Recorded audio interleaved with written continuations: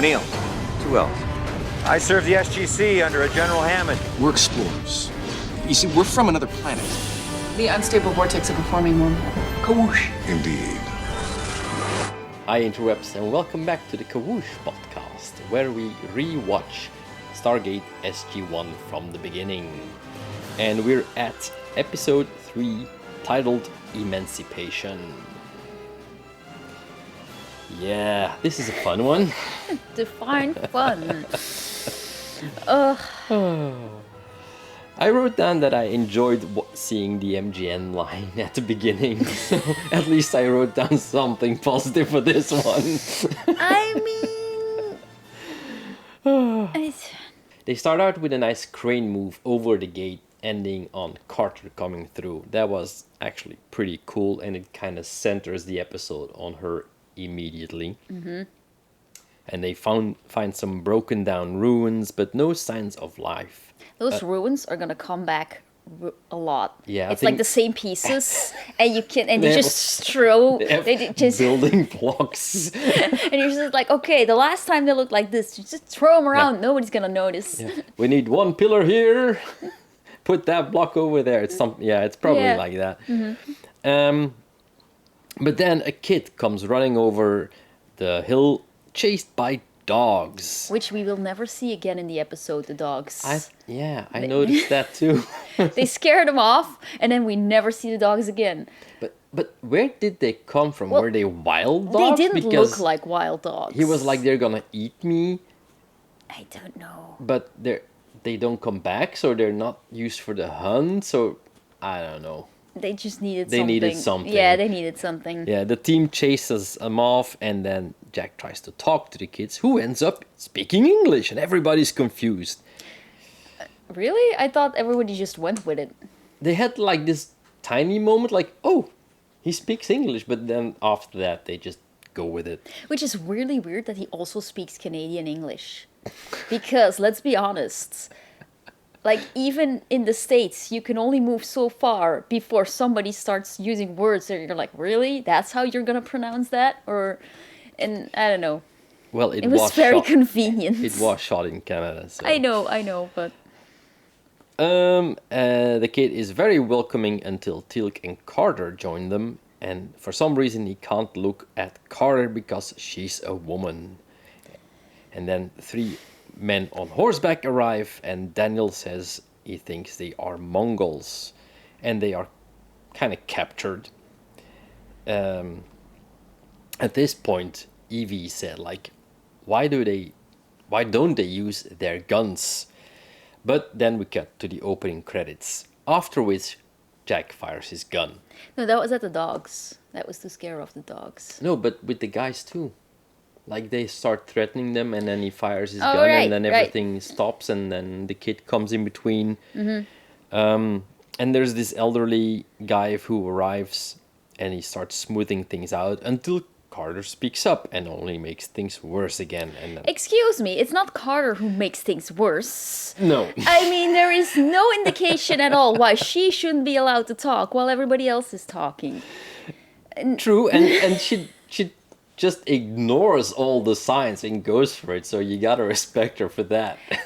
Well, I wrote down everybody kind of wanted to go home, but it's David who is this confident... Daniel. Sorry. So everybody wants to go home. Or it's implied, like, why should... No. Carter specifically says, maybe we should go home while we're ahead. Because her senses were tingling. She's like, something's off. I'm gonna go home. And then Daniel's all like, in his confident white male safety, like, oh, I'm sure it's gonna be fine. And I just wanted to strangle him at that point. We should learn their ways, is what he says. Yeah, and what's the worst that can happen? You gotta give Amanda Tapping credit. She... reacts spot on to everything that happens. Mm-hmm. I don't even know if the other guys were aware of it because her looks and everything that's going on are like, really? This again? Mm-hmm. And Daniel should know better because he was literally gifted a wife. Coming back to that, are well, yeah. I mean, He's like, oh, they don't want a woman to talk and they threaten to kill her. Sure, it's fine, Carter. Just roll with it. Like, Just dude, need to learn the culture. then you do it. No, Yeah, I know. And it gets worse. It gets worse. So they get taken to a tent camp. Well, I think it's one tent and then... It's 4 tents, I counted, Ah, but you there's counted. also a lot of poles with a lot of fabric thrown over Yeah, it. to make some kind of fence. And then when you enter the enemy tent camp later, it's the exact same tent camp. I think so too, yeah. Just that- Just from a different angle. Yeah. Well, I noticed that Daniel, since he said he thinks they're Mongols, he just start talking about their culture as if he knows every culture on Earth. He does. That's what makes it so annoying. It's like he has conveniently swallowed the dictionary and Wikipedia about every culture he runs into. Like, I get he was an historian, but yeah. Even historians don't, they have specialties. Mm-hmm. They don't just know. And I would just love for that man to, at one point in time, just admit that he doesn't know something. Well, let's hope we get there. We still have got some time He here. doesn't. Let's get through this one first. Okay, once they go into the tent of the elder, things loosen up a bit, and he explains that in their culture, women cannot speak or show their faces in public. But he is the one who wants to modernize by trade and settling stuff, and he only has one wife, very modern, one wife. Are you mad at me? So Carter suggests that she wants to see what they have because they talk of medicine, but then first she needs to dress like the locals. And for some reason Daniel is very eager for that, but in the end she complies. I literally wrote down, then you put it on, Daniel. Like, seriously. I mean... I must say she ends up wearing one of the most ugly dresses of all of the dresses in this episode. Also, nobody else is wearing that color, so Yeah. where did it even come from? Yeah, she really stands out. It's probably the point, but Yeah. still. Anyway, the kid takes out the men to go see what they have for their anesthetics, and when they return, they find Carter in an ugly blue dress. And of course, the kid kind of seems to fall for her. Then Jack kind of teases Carter. Tilk is the wisest of them all. He doesn't say anything. But they all stare at her, and it's very tropey. It's very, oh, this badass woman in our team, we suddenly remember that she's a woman, and we're gonna stare at her in awe. And I just wanted to slap all of them. Yeah, because he It's- specifically calls her Samantha to emphasize that she's a woman. Uh-huh. And he does it kind of jokingly, but Yeah, that's not okay. then in the evening there's a tribal party because every old culture has drums. No, they needed a reason to stay overnight for some reason. Yeah, because That's the only yeah. reason. And then Carter is not invited because she's a woman and she gets kidnapped at knife point. And Daniel comes in the next morning finding the tent empty. She's been kidnapped by the kid. Well, we all saw that one coming. And he wants to trade her for something. So who wants to bet what his plan is? It's all very straightforward. So he warns her that the place that they're going is even less tolerant, and then the others of the team want to go after her, and then Daniel ends up defending the people because maybe it's their culture? Question mark? Well, maybe. Why don't you defend the Goa'uld? Because it's their culture, Daniel. I mean, you can't be mad at them taking over your wife. It's just their culture. I mean... Tilk, meanwhile, is the only one doing something useful. He found tracks. I know. Very specific tracks because the elder knows that they belong to his son's horse. And he tells them foreign women are very valuable trade. So Which he could have said before, so they could have chosen to go home, maybe. Yeah. Anyway. So they go after them. Carter and Abu, I think the kid's name is, arrive at the other tent camp, which we said is not another tent camp, but it's the same tent I think camp. they resettled it a little bit, but Yeah. you can definitely see it's the same fabrics. Also, I noted down, the first time you see the bad guy, it's a Dutch angle. So you know it's the bad guy. Yeah, we have a nice guest actor here. They do have a lot of good guest actors. This Yeah. is, I hope I'm pronouncing this right, Kari Hiroyuki Tagawa. We know him from Mortal Kombat, where he also plays the bad guy. But Can I do it? Can I do it? yes, you do. Mortal Kombat! Sorry. I'm not sorry. But here he plays a much more stereotypical bad guy. I mean, he does it well, but you can also know, you Yeah, also but there's can not tell that much his, there. he literally had one line in his character development. Yeah, like this is the direction. Yes. Go with it. And he's like, okay. Yeah. Yeah, I wrote down, I know him, he takes souls. Carter is revealed to him, and of course he is interested because she's a blonde woman. He immediately starts threatening with a beating, and Carter stands her ground, even at the knife point. This whole scene made me very uncomfortable. Also, they use this other culture, they portraying as barbaric. They put all this stuff on there for the treatment of women. It's a lot.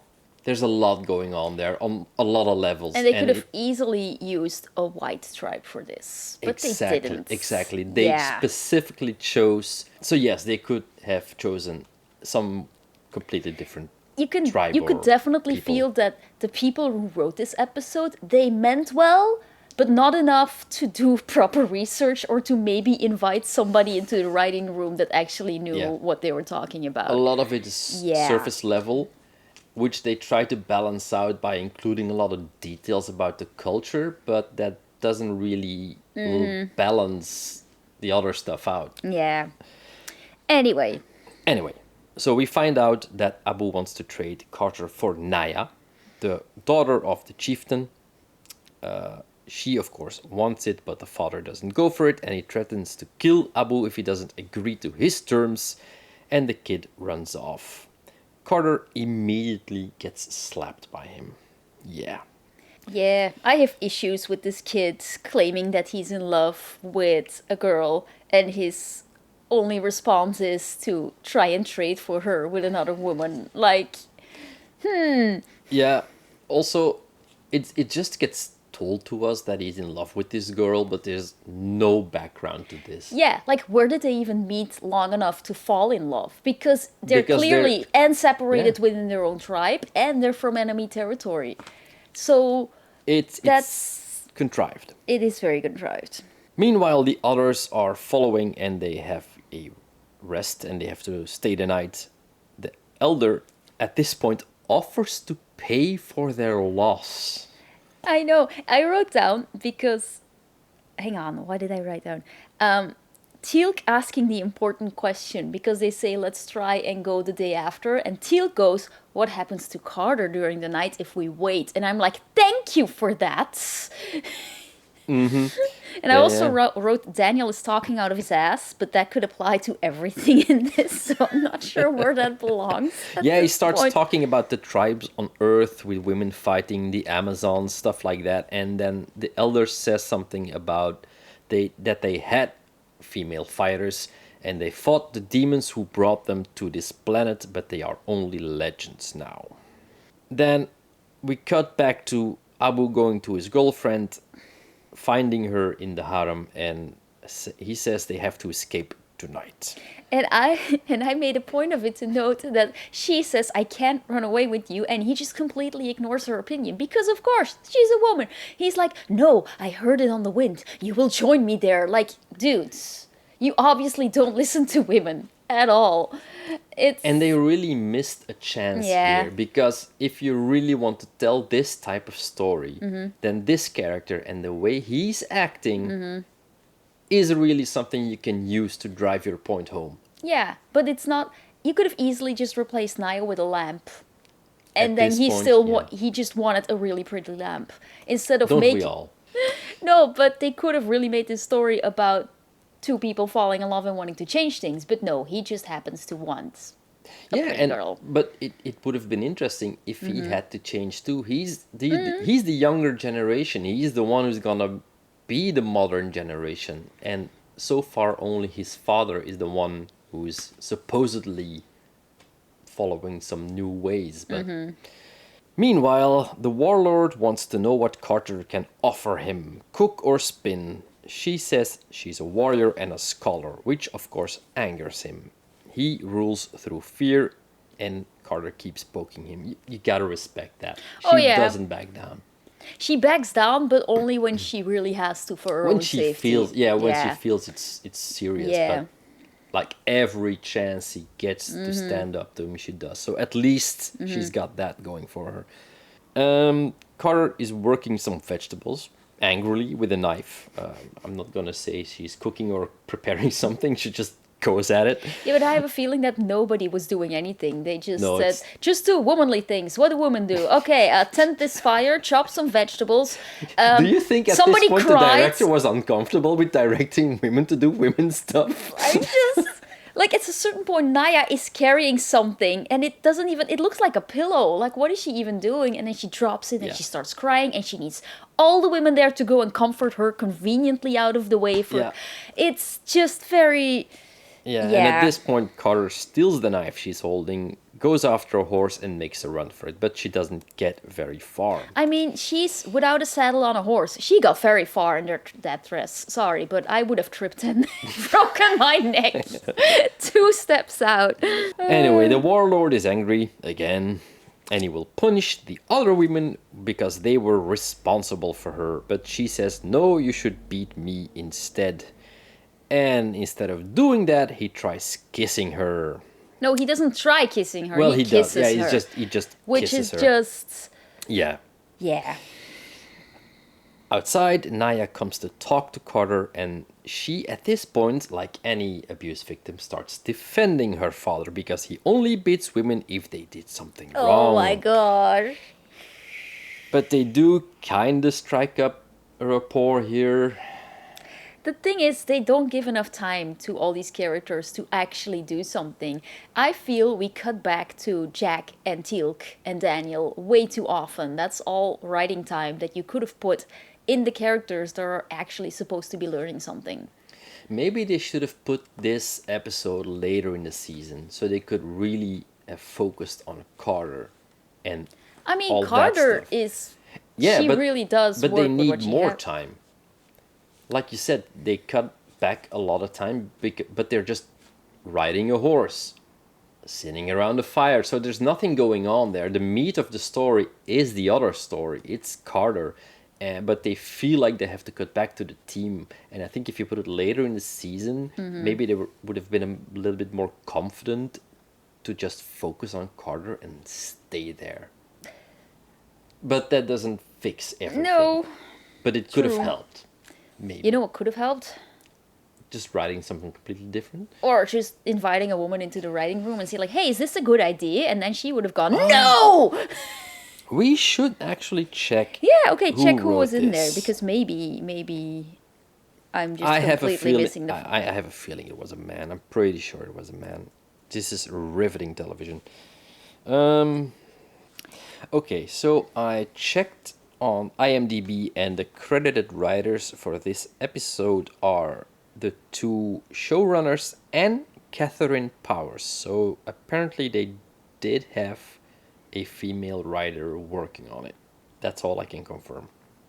At this point, I also wrote down that everything that's going on is just very on the nose, and I can see where they're going and what they want to tell. It's just not very well handled. Yeah, I didn't remember a lot of this episode from way back when I saw it, but I could still see where it was going from miles away.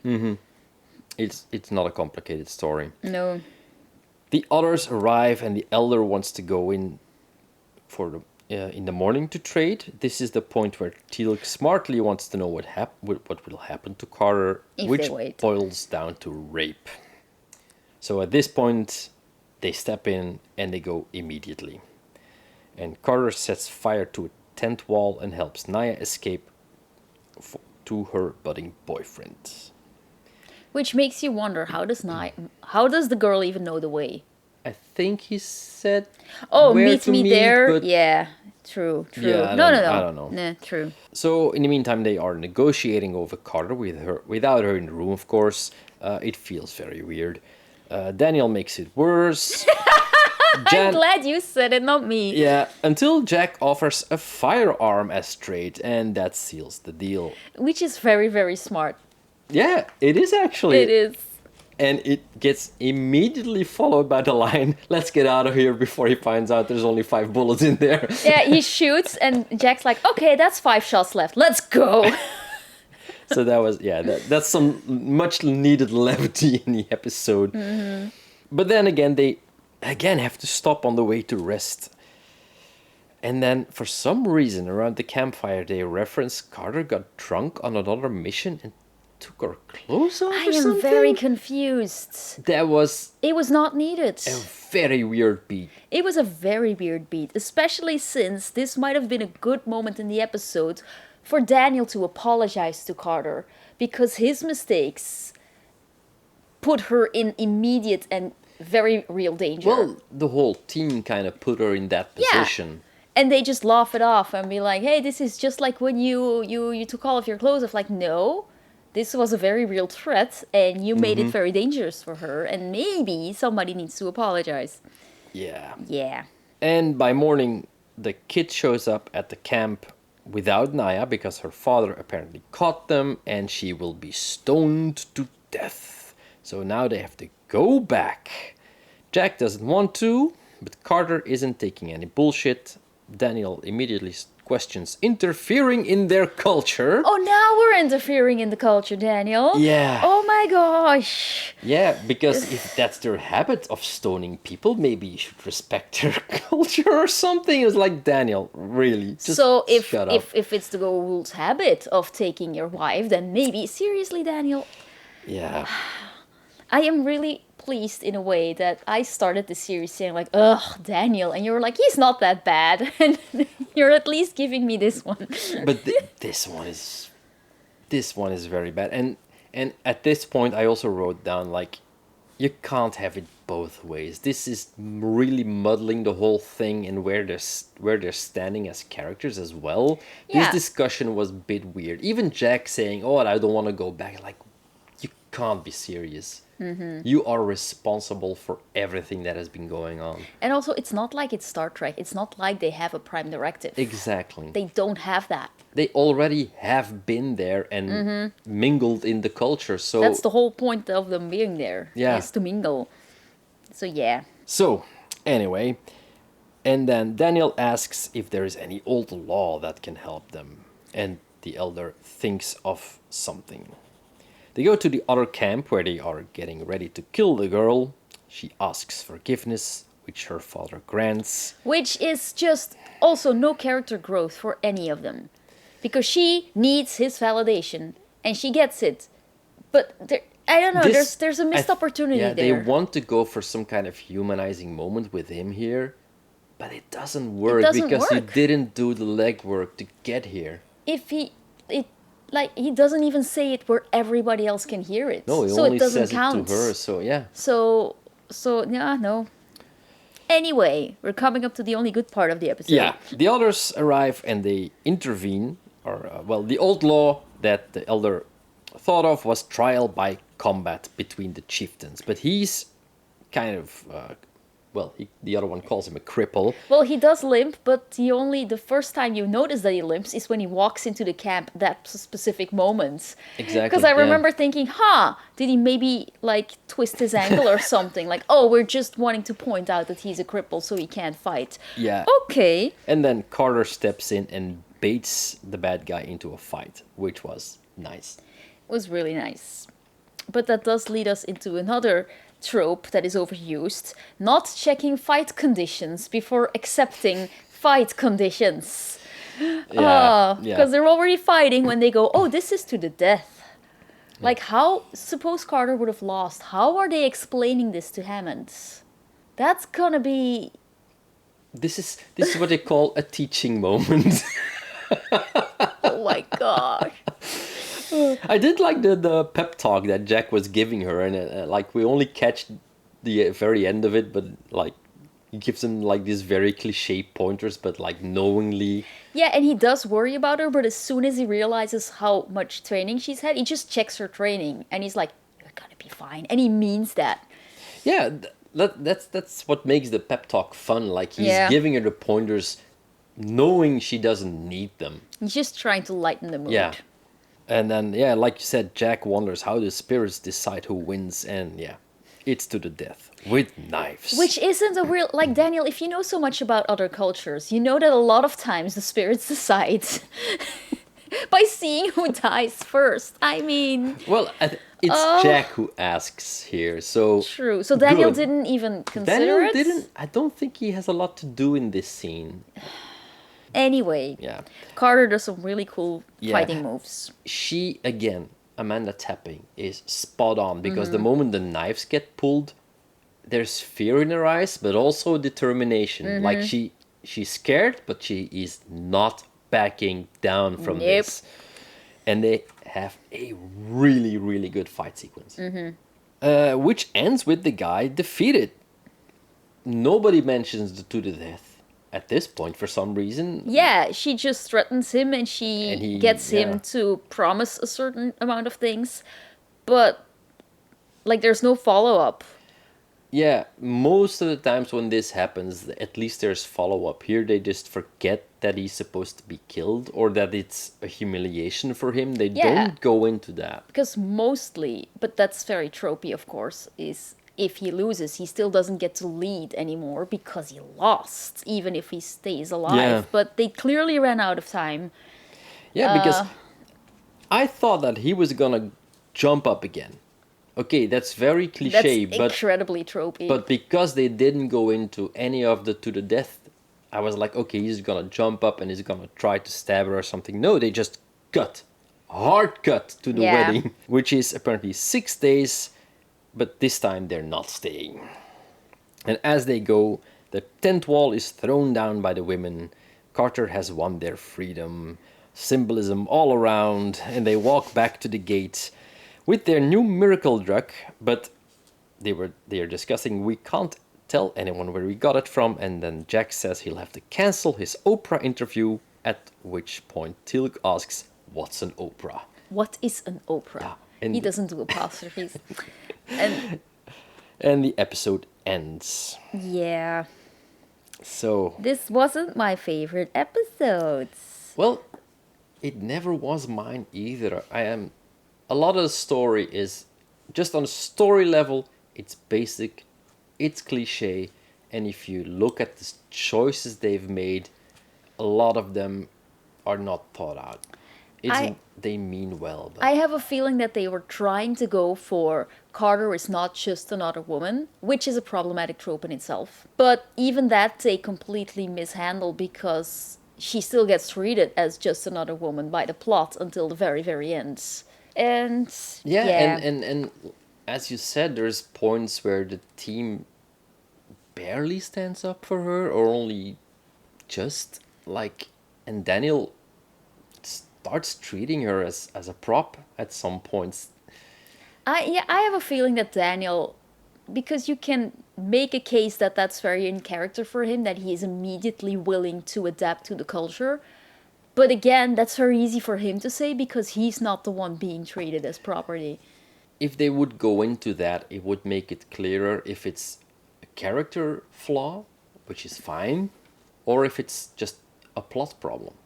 Because they're taking so many cliche plot elements that we know, mingle it with some sci-fi, some old tribes, and they make a big melting pot, and they think they have this big symbolic episode. But Yeah, but it falls short for sure. Also, whose dogs were those? Like Never comes up Yeah, they again. never come up again. so this is one of those episodes where they had an idea what they wanted to tell, but there's no real character growth for any of them. There's no clear symbolism. It all falls short on every level. It's kind of a rush job, very surface level. Yeah. Anyway, let's hope next week's episode will be a little bit better. I haven't looked up the title yet. I'll just have a quick look. What's the next one? I'm just gonna say I was starting up a tally to count how many times Teal'c said indeed, and I am astounded to realize that we are 3 episodes in and he hasn't said it once. I remember him saying it all the time. So now I'm wondering, is that a later thing? Like, did he just say it once or twice and Jack made fun of it and it just picked up and they went with it? Or I think they wrote it in. I think in the beginning, Teal'c doesn't have a lot of dialogue, and he'll probably, the actor Christopher Judge probably said like, hey, can I have some more things to do? So we got more dialogue, got more comedic dialogue, and I think they saw it worked, and they just kept putting it in, and probably the actor put it in where he could, and it builds up over the series, and by the end it's like the running joke of Teal'c saying indeed. But well, I'm very excited for that first one. so next week we're watching The Broca Divide. Is it the Broca Divide? Or Broca Divide, I have no idea. Okay. So, yeah. Let's hope that one's a better one. So, where can people find you on the internet? Are we going to repeat that every episode? Yes. Okay. You can find me, Evie Belknap, on TikTok, on Instagram, and on Blue Sky. And you can find me as @Iridonian on YouTube and Blue Sky, and as Arne Keustermans on Instagram. And we'll see you next time.